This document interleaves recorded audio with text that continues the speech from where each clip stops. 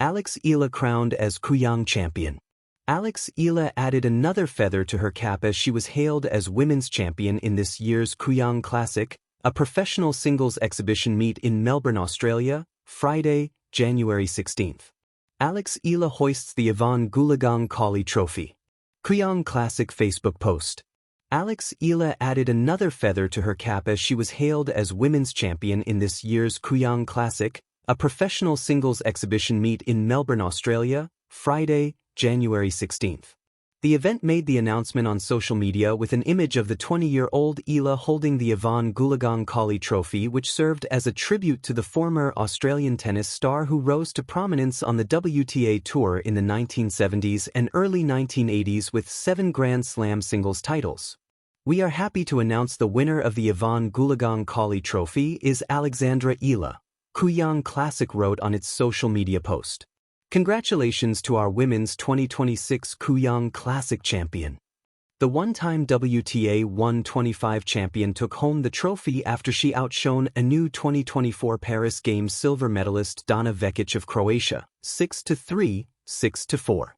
Eala, currently number 49 in WTA rankings, should use the victory as a motivation for her maiden main draw appearance in the Australian Open starting this weekend. There, the 5'9" lefty faces American Alicia Parks in the opening round of the first Grand Slam of the year with top-ranked bets in Belarus Aryna Sabalenka, Poland's Iga Swiatek, Americans Coco Gauff and Amanda Anisova, and Kazakhstan's Elena Rybakina joining the fray. Less than a week ago, Eala almost had another shot for the WTA crown, but China's Wang Xinyu played spoiled in their semi-final clash, 7-5, 5-7, 4-6, at the ASB Classic in Auckland, New Zealand. In the doubles event of the same competition, she and her American partner Iva Jovic also fell short in the semis as they bowed to Chinese veterans Yifan Su and Zhao Xianyang, 5-7, 3-6. Meanwhile, in the men's side, Russian Karen Khachanov bagged the Lou Hode Memorial Trophy. Eala at Kooyong. A crown forged in quiet fire. Morning at Kooyong carries a particular kind of hush. The lawns breathe, the eucalyptus stands as if listening, and the ghosts of champions drift between white lines drawn with reverence. It is a place that remembers. And on that sun-warmed court, Eala stepped into her moment, not with thunder, but with a steady flame that refused to flicker. She arrived without the noise that often precedes coronations. No blare of inevitability, no booming headlines announcing destiny. Instead, there was composure. There was patience. There was the sense of a young athlete who understood that tennis, at its core, is a conversation between time and courage. When Eala was crowned Kooyong champion, the applause felt less like a surprise and more like recognition of work done in silence, of belief held long before the trophy found her hands. Kooyong is not merely a tournament. It is a threshold. Players walk its grass knowing it has cradled legends and tested pretenders. To win there is to pass through a narrow door where elegance meets grit. Eala crossed that threshold with a game that spoke fluent adaptability, measured footwork gliding across grass, a left-handed rhythm that unsettled opponents, and a mind tuned to the present point rather than the weight of occasion. What made her triumph resonate was not just the victory itself, but the manner of it. She did not rush the moment. She let it come to her. Between points, she reset, eyes steady, shoulders loose, breath counted.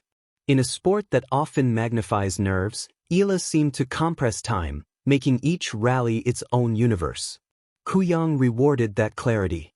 For many watching, the win felt symbolic. Eala has long carried the hopes of a nation that knows tennis mostly through television screens and late-night alarms. The Philippines, with its love for sport and stories of perseverance, saw in her something familiar, the courage to dream beyond geography, to train beyond convenience, to compete where the margins are thin and the scrutiny sharp.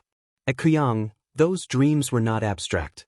They were tangible, etched into a trophy, reflected in a smile that carried both relief and resolve. Grass courts demand respect. They punish hesitation and reward decisiveness.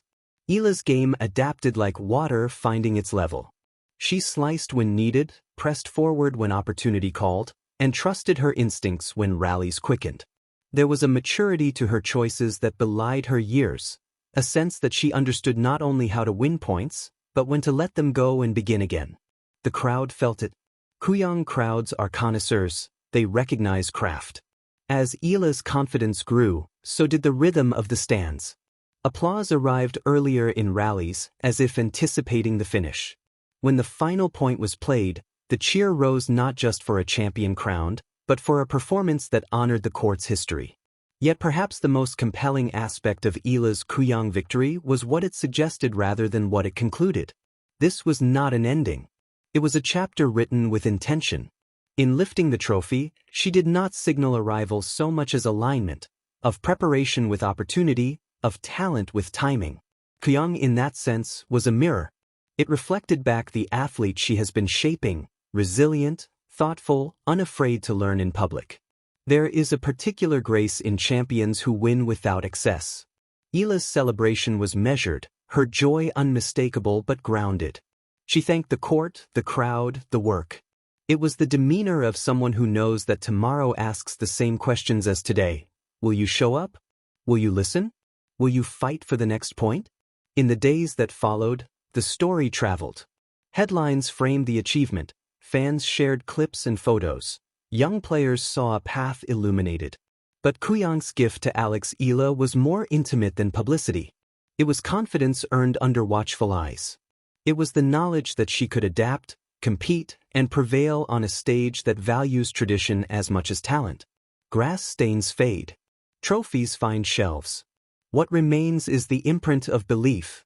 At Kooyong, Eala didn't just win a title, she claimed a voice in the ongoing conversation of the sport. A voice that speaks of patience, precision, and the quiet power of preparation. As the sun dipped and the lawns returned to their hush, Kooyong remembered her. And somewhere between the lines, a promise lingered. This crown was not the peak, but the signal fire. The season would move on, challenges would sharpen, and the world would watch.